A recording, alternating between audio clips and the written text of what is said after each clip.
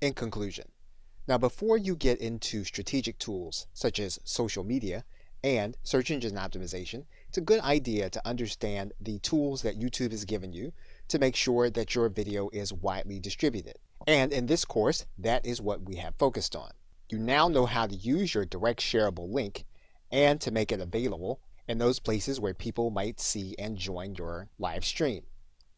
You now know how to download your video in MP4 format and upload it to other locations. And we've reviewed all of the channel promotional tools, whether or not you're talking about your channel art, your links, or even your channel trailer. We also discussed how you can create your playlists and make them available on your channel homepage. And we've discussed the video post-production process. Everything from blurring information to thumbnails, in-screen, cards, subtitles, playlists, and your advanced settings.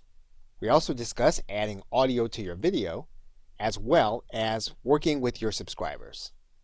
Okay, so with that, thanks, and I'll see you either in another video or in another course.